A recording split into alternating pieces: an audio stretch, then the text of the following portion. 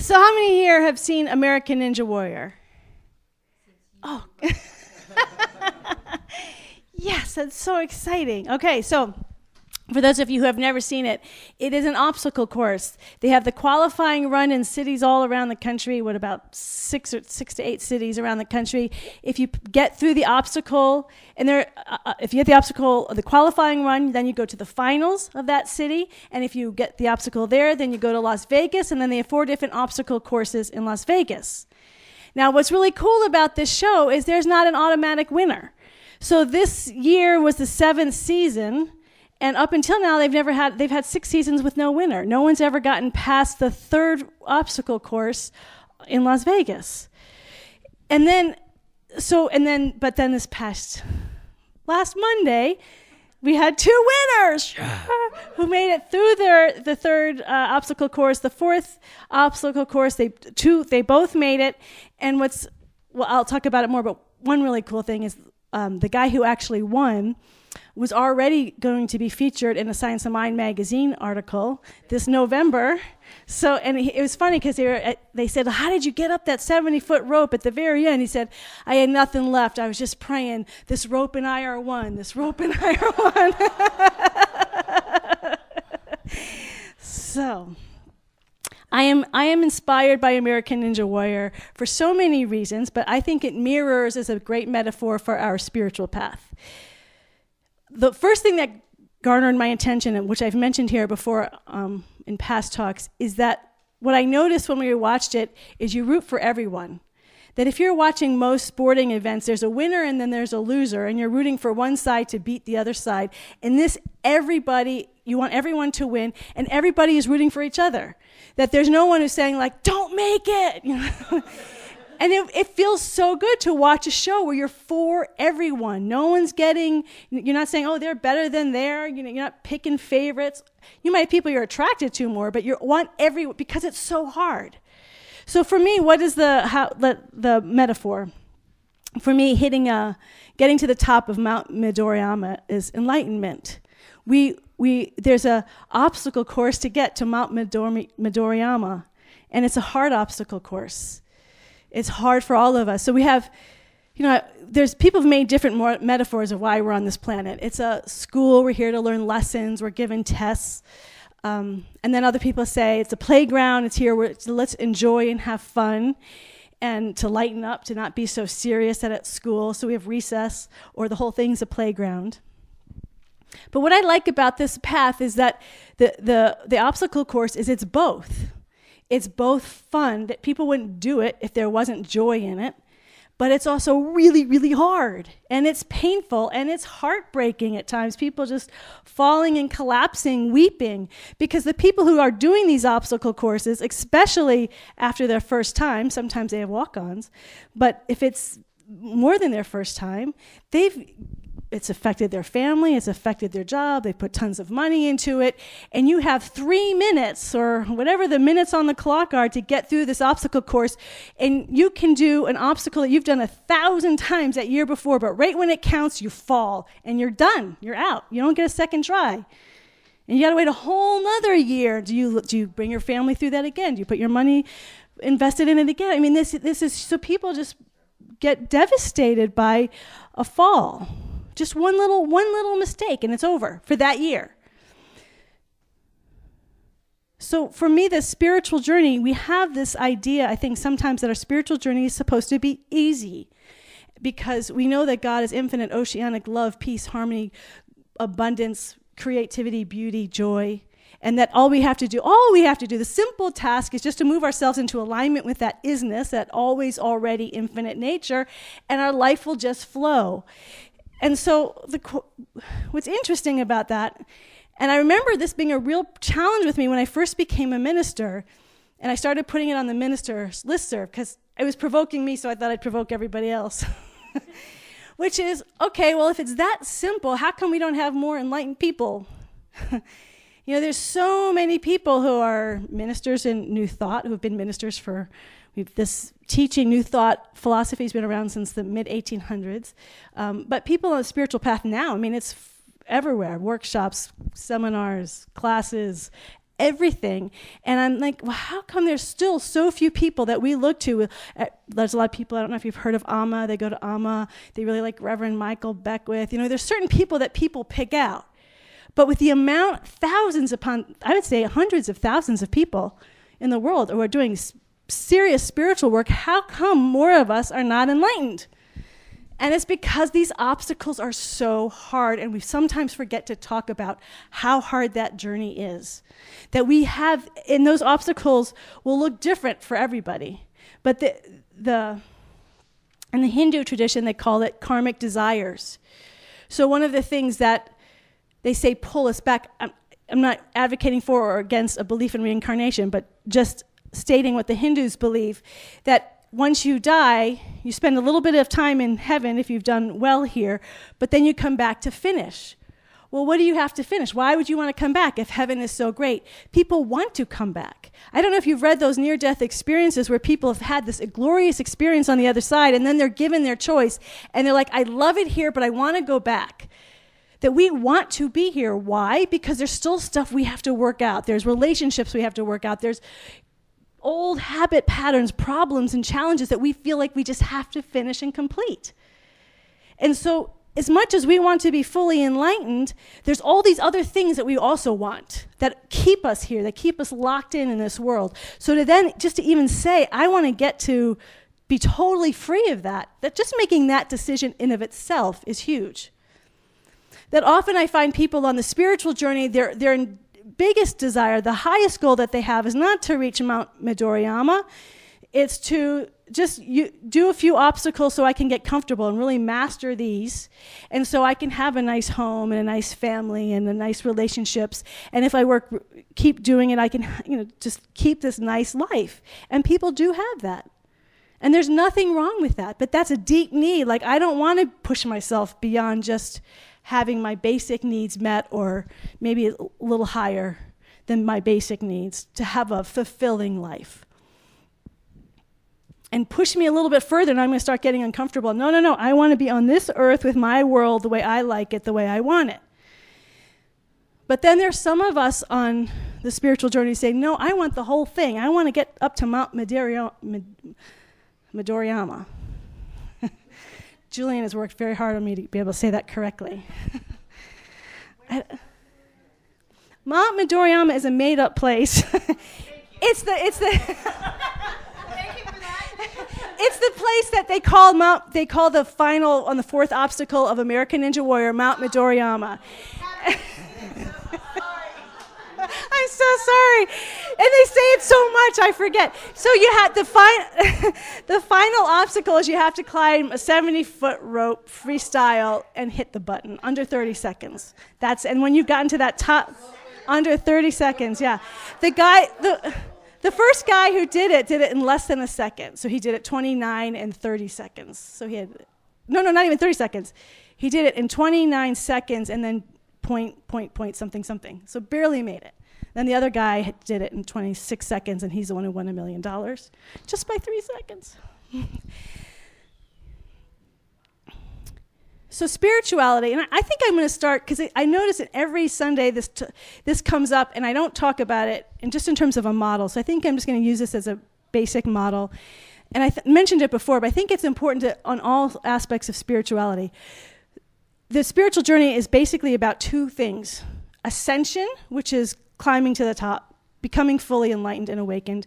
And remember, fully enlightened and awakened looks differently. So enlightened people don't have the same way of showing up in the world. So that's the first one. And the second one is descension, bringing spirit back into form, bringing spirit and being fully self-expressed about who and what we are. So the ideal is to go to the mountaintop, but then come back to the mountain and bring it all into the valley. So what these athletes do, what I love about this, all the different athletes who do it, is they're all different. So some of them, this is their life. They've quit their job, they get basic jobs where they don't have much responsibility, and they work constantly on these. They create their own gyms. Other people have full-time jobs, they have families, they incorporate in their jobs. They have a flight attendant, he's like in the back there doing his pull-ups and push-ups, and everywhere he goes, he just creates a gym wherever he goes. Some people, they have their children, and you see they wrap their little kids on them as they're going around. Or if the children are older, they build them, they help them go through the course. They incorporate their family into their training. So everybody is different. Many of them have created their own gyms, so now they are not just training themselves, they're helping other people along the way. We serve, we give service, so we don't have to wait until we're at Mount Midoriyama to serve other people. So the idea is we want to be fully enlightened. At the ultimate sense, that our spiritual journey is to get to that Mount Midoriyama. And we have, now that it's been 7 years, someone has reached that goal. But before that, there was no past precedent, in America anyways. I think it comes from a Japanese show, so I don't know about the history there. But there was no past precedent of anyone finishing it. When I saw stage 3 in Las Vegas, I'm just like, there's no way a human being can make it through there. It's impossible. And I was shocked. And the first guy who did make it through, literally at the very end, he's just like hanging by his fingertips and then just sort of collapses. He just sort of pushes himself. I mean, he barely makes it. It's pushing ourselves to the extreme. But now we know it's possible. When it comes to enlightenment, we know it's possible. There is a past precedent for people becoming fully awake. So the question becomes for all of us, how much does this matter to us?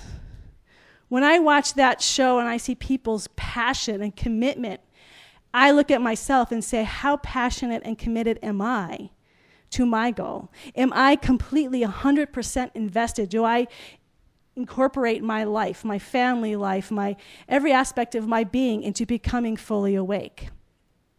And am I persistent? Because I certainly have obstacles that keep knocking me off the course, that keep knocking me and just like, oh, man. So you either get obstacles that you just keep trying and it takes a while to master it, then you master it and you think you got it, and then suddenly out of the blue, you screw it up again.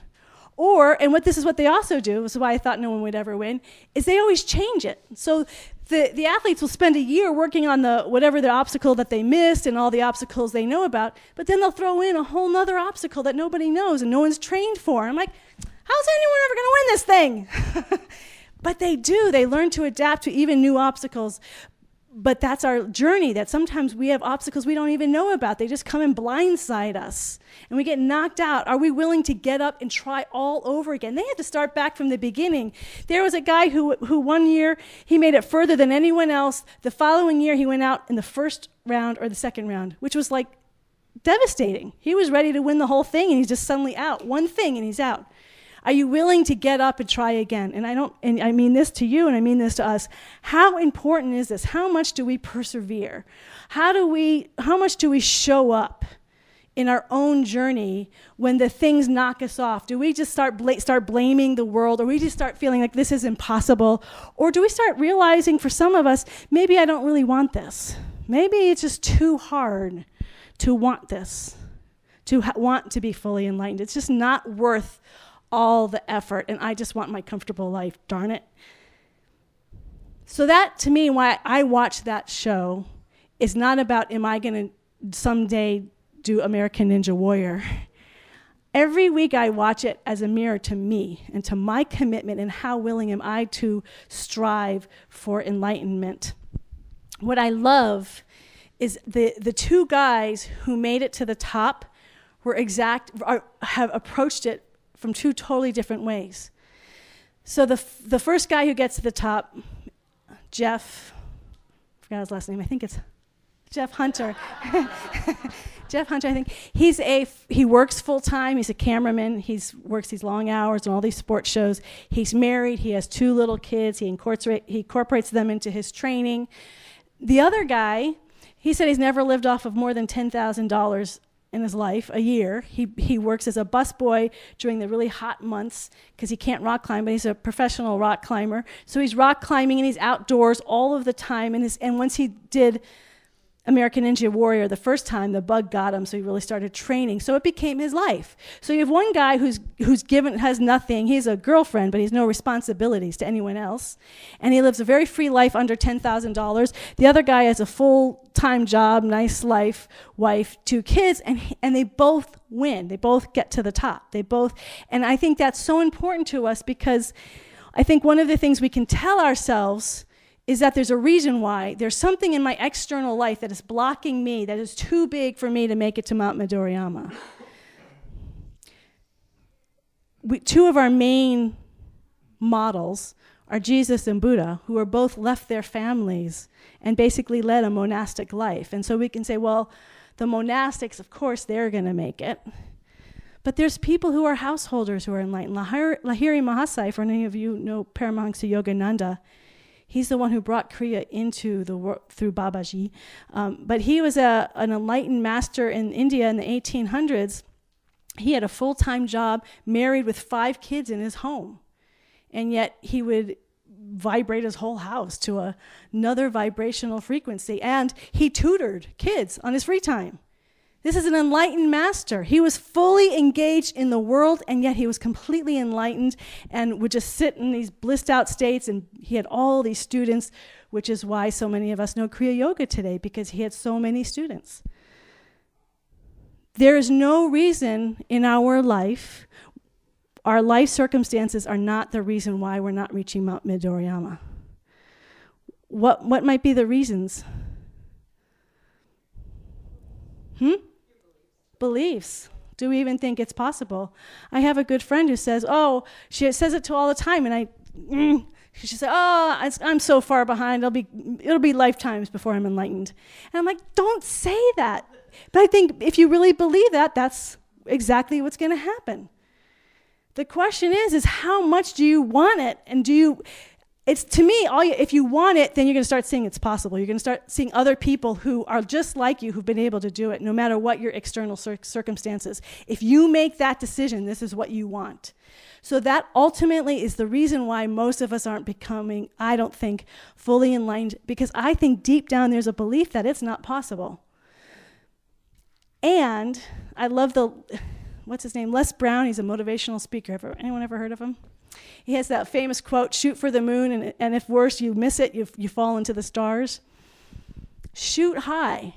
Even all those people who haven't made it to Mount Midoriyama yet, they've inspired me. They've inspired me with the incredible excellence, with their commitment, with their willingness, what they've done in their own personal individual lives, how they've helped. So many of them help young children get into physical shape. One of them is a doctor, and he pushes a guy in a wheelchair around the course just to get him to feel that sense of freedom, that we can be fully expressed, self-expressed, even as we're trying to go towards enlightenment.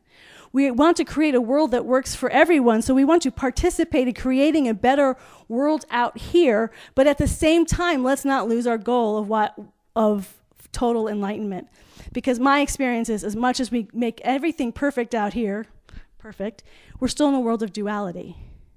The only time we're not in a world of duality is when we become enlightened, and that's when we're flying like eagles. And I love that song because not only are you flying like eagles, but it says, feed the babies. It's saying not either or. Let's fly like eagles. Let's becoming enlightened self.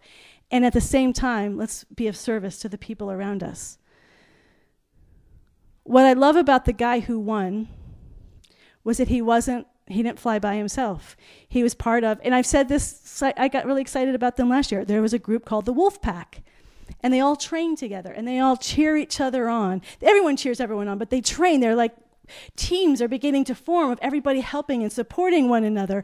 So when anything that any one of them do, they just all jump on each other, and it's not like this is just about me.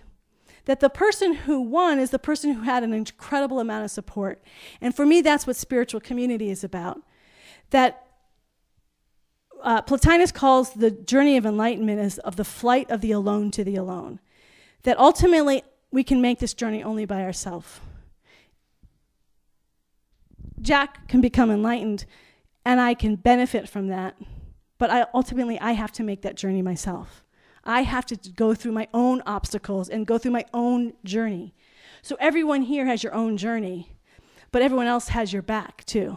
Everyone's supporting you. And we used to have on our purpose statement that being part of a community accelerates your own personal journey, because now you have people who are pushing you and supporting you at the same time. You can do this. You can go further. You can get past this obstacle. You can work through this obstacle. Here's how I got through this obstacle. Here's how it worked for me.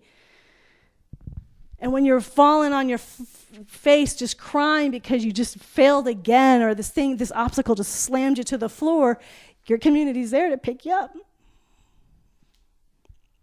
Nobody here is alone. So I think we are truly a community of spiritual ninja warriors.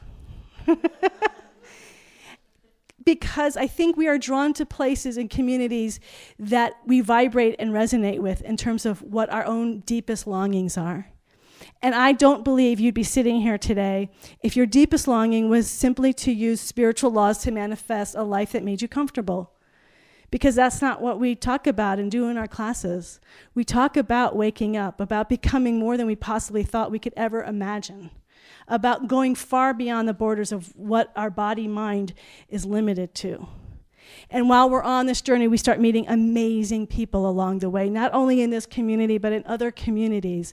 There are so many people on this journey all around our country and on our planet. And the more we start supporting one another and saying, I see the God in you, and they see the God in us, this is accelerating. There is something. There's talking about, someone posted an article about how much technology is accelerating, and everything is happening faster than I was trying to remember I can't remember they were giving statistics of how fast things are moving now compared to up until now. But that's not just technology. It's spiritually, I think it's happening. That our spiritual growth is happening really fast, but it can be very disorienting when it's happening that fast. It can be very, I feel disconnected from everything I think I knew. That's why we have community, to help ground us, to help that we need each other. And our community is not just the people that are in these walls. Our community is this entire world. This community, just like myself, my infinite self, is this entire world. Our community is the entire world. We are open to all the support and to give our support wherever we go. That's what spiritual ninja warriors do, right?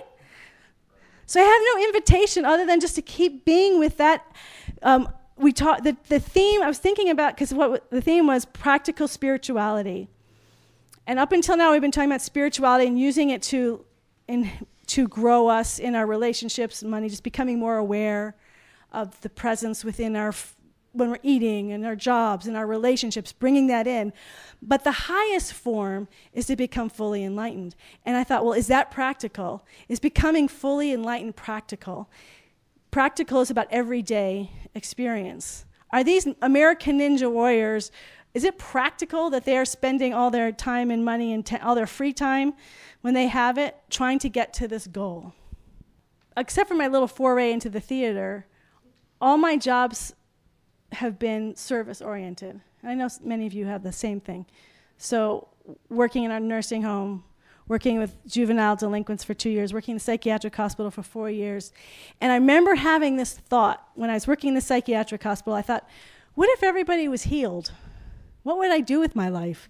Like, is the only purpose of my life dependent on people being unhealed? And they say that true about ministers too. Are ministers invested in people not spiritually developing into spiritual leaders, and because your job is dependent on other people being unconscious? And people throw those out. I'm like, can't throw those questions out. Then I'm lost for like, okay, well, let me think about that. And it confused me for a little. Like, what is my life about? If everyone was fine, what else is there? It's about becoming fully self-expressed. And I think the reason why we are inspired by American Ninja Warriors, by athletes, by sports figures, I mean, by far, millions of people are going to be watching far more athletic events today than they are in churches. In fact, church numbers all over the country are just rocketing downward. That's not happening in sports. Why is that? How is sports, why are watching 2 football teams helping us become a better world? Because I think deep down what people see are people fully expressing their highest capability, their highest potentiality, and I think that's what we want for ourselves. We want to express our fullest potential. We desire that.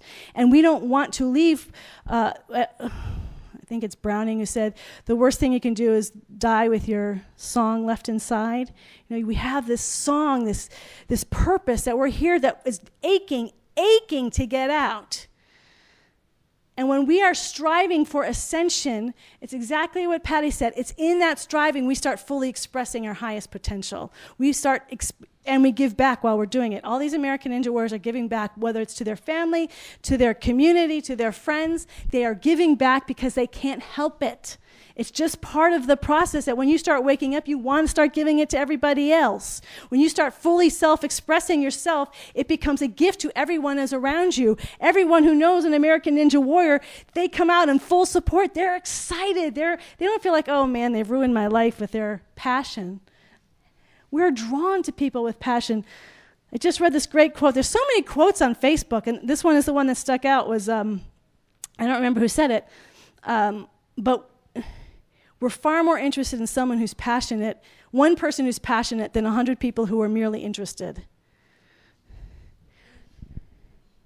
What are you passionate about? Are you passionate about fully ascending to the top? Are you fully passionate about becoming fully enlightened being? Do you think it's even possible, and do you think it's even worth it?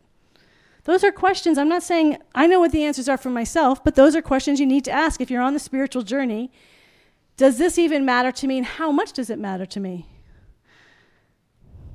Am I fully expressed? Then the descension, which is also, it's all happening simultaneously. It's not, you don't wait till you're enlightened. But am I fully expressed? Am I coming out every day in my life, fully expressing at my highest level, my highest potential, day after day after day? Am I showing up and giving my full out best that I can possibly give every day? And if not, why not? What's holding me back? What's that obstacle that's saying you don't need to give your best today? It's not worth it to put your energy. What is that? So this isn't about judgment. It's about really getting to know yourself. And are you living I think the two reasons why we're on this planet is to become fully awake and fully self-expressed, fully ascended and fully descended every single day of our life. Every day of our life.